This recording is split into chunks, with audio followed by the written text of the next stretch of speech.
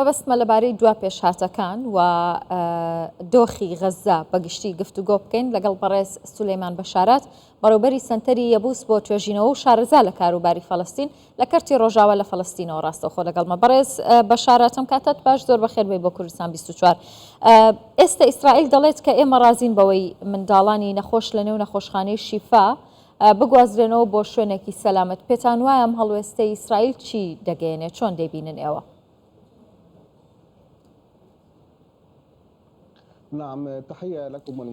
بەڵێ سڵاو لە ئێوە بینەرانی بەڕێستان. بەڕای من ئیسرائیل ئێستا لەژێر فشارێکی جیهانی و نێودەوڵەتیدایە بەهۆی ئەو جم و زۆڵە لە شقامی نێودەوڵەتیدا هەیەوە گۆڕانکاری زۆر لە گۆڕپانی نێودەوڵەتی دروست بوون و تەنانەت بەشێک لە هەڵوێستەکان گۆڕاون. ئەمە جگەلەوەی وێنەکە خەریکە لە دەست ئیسرائیل دەست دەچێت بە تایبەتی دوای بە ئامانزکردنی نەخۆشخانەی شیفا و لە کارکەوتنی بەشێک لە نەخۆشخانەکان. ئەم شتە ئیسرائیلی ناچار کردووە کە قسە بکات دەربارەی دەرخستنی منداڵەکان واروە گواستنەوەیان بۆ نەخۆشخانەکانی دیکە. بەڵام سروشتی بابەتەکە بۆ خۆی وایە و پرسیارەکە دەبێت بریتی بێت لەوەی ئایا هۆکار چییە یاخود ئامان چییە کە ئەم نەخۆشخانەی گەمارۆدا و هەروەها بە ئامانجی دەکات. ئایا چی لەم نەخۆشخانە دەوێت؟ زۆرێک لە دامودەستگا نێودەوڵەتیەکان وەکو خاچی سوور و هەروەها ڕێکخراوی بەهاناوە سون و ئاوارەکان و ئۆنروا لە نێو ئەم نەخۆشخانەدان زۆرێکیان لەو ناوچانەدان هەمووشیان جەخت لەوە دەکەنەوە کە ئەو نەخۆشخانانە بە ئامانج دەکرێن لەلایەن سوپای ئیسرائیل و دەبابەکانی ئیسرائیل و هەروە موشکەکانی ئیسرائیلەوە کەواتە لێرەدا پێشێلکاری بۆ سەر یاسای نێودەوڵەتی و مافی مرۆڤ کراوە. ئەمەش وا دەکات کە پێویستە ئەم نەخۆشخانانە بپارێزرێن بە گوێرەی یاسا. ئەمانە شوێنی تەندروستین و پێویستە بە سروشتی خۆیان پارێزبندیان بۆ دابین بکرێت. ئەو کات قسە بکرێت دەربارەی گواستنەوەی برینداران یاخود منداڵان لەو نەخۆشخانە بۆ شوێنی تر. باشە بەڕێز سولەیمان، ینی ئێستا خۆ خاچی سووری فەڵەستینەوەی وتووە کە نەخۆشخانەی قودسیش بە تەواوەتی لە کار کەوتووە چونکە سوتەمەنیان نییە. پێت وایە کە ینی بەهۆیەوەی کە نەخۆشخانەی شیفا گەمارۆدراوە نەخۆشخانەکانی دیکە بەردەوام بردومان دەکرێن و نەخۆشخانەی قودس لە کار کەوتووە کارەساتێکی دیکەی مرۆیی بەڕێوەیە لە کەرتی غەزە؟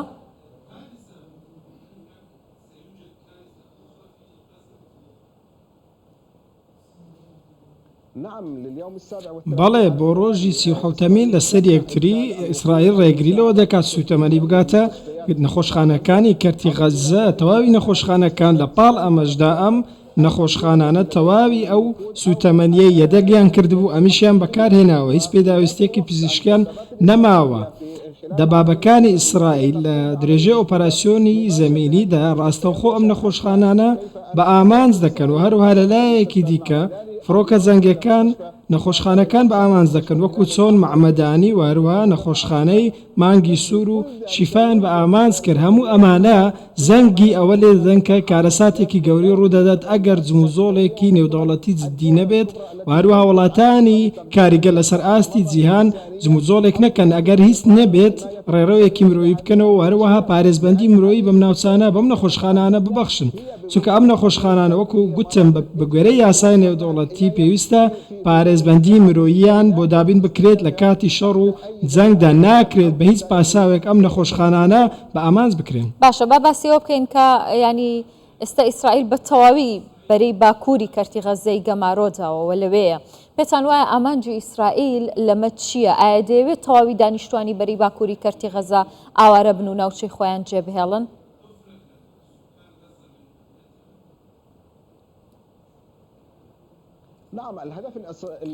بەڵێ ئامانجی سەرەکی کە ئیسرائیل ڕاگەیاندووە لە یەکەم ڕۆژی ئەم شەڕەوە ئەوە بۆ کە ئەوان دەیانەوێت خەڵکی غەزە بە زۆر ئاوارەی ناوچەکانی بیابانی سینە لە مسر بکەن. بەڵام ئەم ئامانجە وەکو ئامانجە کاتێک دانرا لە سەرەتای شەڕەوە ناکرێت لە چەندین لایەنی سیاسی و کرداریەوە جێبەجێ بکرێت، بەتایبەت کە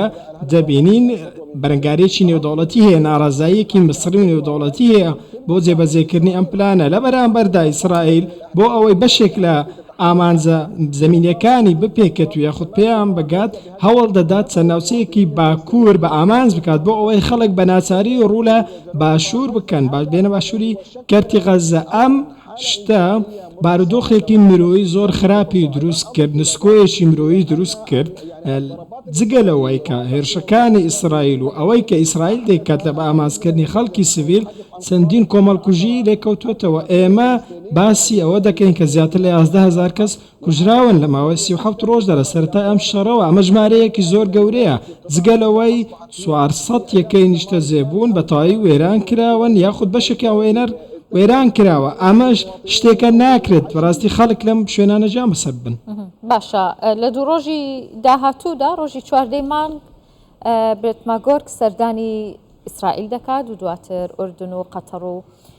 بەحرین پێتان وایە کە ئامانجی سەرەکی سەردانەکەی برێت ماگۆرگ چی دەبێت بۆ ئیسرائیل و بۆ وڵاتانی دیکەی ڕۆژهەڵاتی ناوەڕاست؟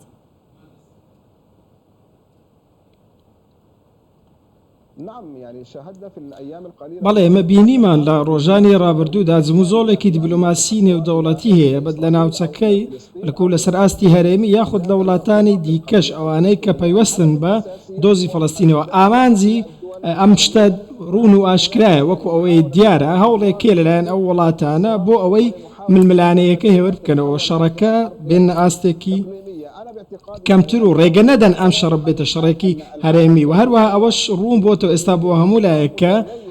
ئێستا گۆڕانکارێکی گەورە ڕوودەدات لەو شەڕەدا مەترسی ئەوە هەیە شەڕەکە زیاتر لە هەر کاتێکی دیکە فراوان بێت و ناوچەکانی دیکە بگرێتەوە چونکە ئەگەر هات و ناوچەکانی دیکەی گرتەوە وێرانکارێکی زۆر لە ڕۆژهەڵاتی ناوەڕاست لەسەر ئاستی سیاسی و مەیدانی دروست دەبێت هیچ وڵاتێکیش ئەم شتەی نایەوە وڵاتانی جیهانیش نایە بۆیە وای دەبینم ئەم سەردانە و سەردانەکانی دیکەش کە لە خۆر ئاواوە دەکرن بۆ ئەم ناوچەیە بۆ فەڵەستین یاخود ئیسرائیل لەو چوارچێوەیە دێن کە دەیانەوێت لەوە بکۆڵنەوە یاخود گفتوگۆ بکەن بۆ هەوڵی سیاسی بۆ ئەوەی کۆتایی بەم شەڕە بێن و بتوانن بارودۆخێکی سیاسی وا بێنە ئاراوە کە شەڕەکە کۆتایی پێدا بێت و مافی فەڵەستینیەکانیان پێ بدەن کە چاوەڕێی دەکەن یاخود ئەوە شەکە ڕێگە نەدەن ئەم شەڕە زیاتر زیانی بکەن. باشە باس لە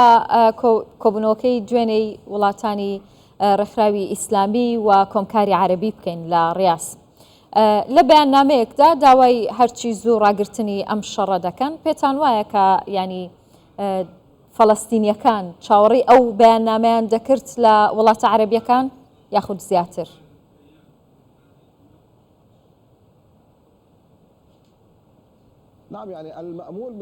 بەڵێ ئەوەی کە چاوەڕێ دەکات خەڵکی فەڵەستین چاوەڕێ دەکات لە لوتکەیەک وەکو لوتکەی ڕیاض یاخود لوتکەیەکی عەرەبی و ئیسلامی ئەوەیە کە هەنگاوی جدیتر باوێن هەنگاوی کاراتر باوێن بۆ ئەوەی بکرێت ئەو هەنگاوانە لەسەر یاخود لە واقعدا جێبەجێ بکرێن ئەم بڕیارانە تا کە دەرکراون تاکو ئێستا ئەگەر ئیرادەیەکی سیاسیان لە دواوە نەبێت بۆ جێبەجێکردنیان وە پتەوکردنی مافی فەڵەستینیەکان تەنیا بڕیار و قسە دەمێنێتەوە و لە واقعدا جێگەیان نابێتەوە چونکە لایەنێکی دیکە هەیە کە لایەنی نێودەوڵەتی وەکو لایەنە یەکگرتوەکانی ئەمریکا ئەوانە دەتوانن کارێگە لەسەر ئیسرائیل دروستکەن بە شێوەیەکی ڕاستەوخۆ بە ئەوەی هێرشەکان بوەستێنێت ئەم شتەش پێویستی بە فشارێکی عەرەبی و ئیسلامی زیاتر هەیە وڵاتە یەکگرتوەکانی ئەمریکا ئێنجا وڵاتانی وەکو ئیسرائیل و وڵاتانی دیکە تاکو بتوانن بە ئاگربەست و کۆتایی هێنان بە شەڕ بگەن. باشە چی واکات کە وڵاتانی عەرەبی وڵاتانی ئیسلامی ئەم هەڵوێستەی ئێوە باسی دەکەن تا ئێستا نیانە بەرامبەر بە فەڵەستین و ئەو دۆخەی کە لە غەزە دەگوزارێت؟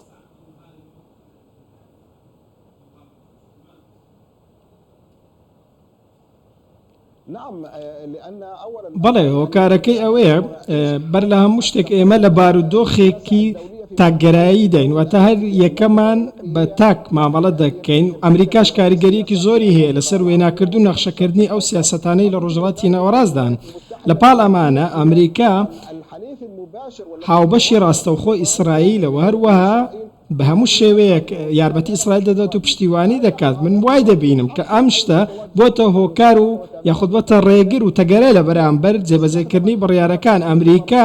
2000 تاکو ئێستا لە ئەنجومەنی ئاسایش ڤیتۆی بەکارهێناوە لە دژی ئەو بڕیارانەی کە بۆ ئەوە دەرکراون بۆ ڕاوستانی شەڕ بۆ هێشتەکە پێویستی بەوەیە کە هەوڵە دیبلۆماسیەکان بە تەواوی بخرێنەگەر جاچ بۆ ئەوەی بڕیار پێشکەش بە ئەنجومەنی ئاسایش بکرێت و پەسەند بکرێت بۆ وەستانی شەڕ یاخود بچن لە ڕێگەی لێکتێگەیشتنی دیکەوە کە بارودۆخی سیاسی و ئاراستەی سیاسی پتەوتر بکرێ و بتوانن لەو ڕێگەیەوە ئاشتی بەرقەرار بکەن و شەڕ کۆتایی پێبهێنێن لە ڕێی سیاست و دیبلۆماسیەوە. بەڕێز سولێمان زۆر باس لە کردنەوەی بەرەی دیکەی ئەم جەنگە دەکرێەوە پێتان وایە کە لە چوارچێوەی حەماس و ئیسرائیل دام شەڕە دەمێنێتەوە یاخود بەری دیکەی جەنگ دەکرێتەوە؟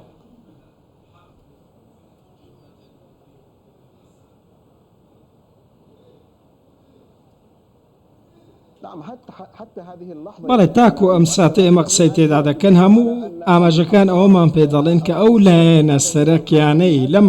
شەڕی ئێستادان لەو ململانەی ئێستادان ئەوان بۆ خۆیان نایانەوێت شەڕەکە بێتە شەڕێکی هەرێمی واتا کەس ناوێت ئەم شتە ڕووبدا بە تایبەتی لە لێدوانەکانی ئەمریکا و سەرکردەکانی ئەمریکا وەروە سەرکردە خۆر ئاواییەکانیش ئەم شتەمان بەڕوونی بینی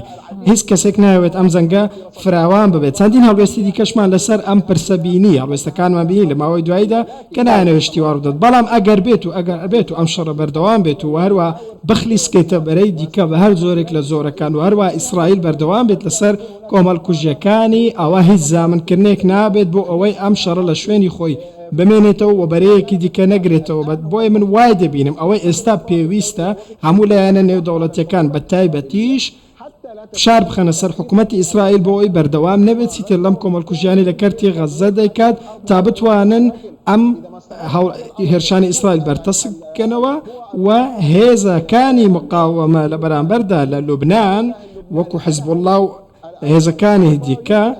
دەکرێ بێنە ناو شەڕەکەەوە دەخری شەڕەکە بخلیسکێتە ئەوەیەوە ئەمە ئەو شتەیەکە کەس ناوێت بۆیە پێویستە هەموو لایەک ڕێگری لەمە بکاتە ڕەنگە هەوڵ ئجدیشە بێت لە ماوەی داهاتوودا لە ڕۆژانی داهاتوودا بۆ ئەوەی ئەم شتە بکرێت. زۆر سپاس دەکەم سپاس بۆ بۆچوونەکانت بەڕێز سولەیمان بەشارات بەڕێوەبەری سەنتەری یەبوس بۆ توێژینەوە و شارەزا لە کاروباری فەڵەستین. دەست خۆش.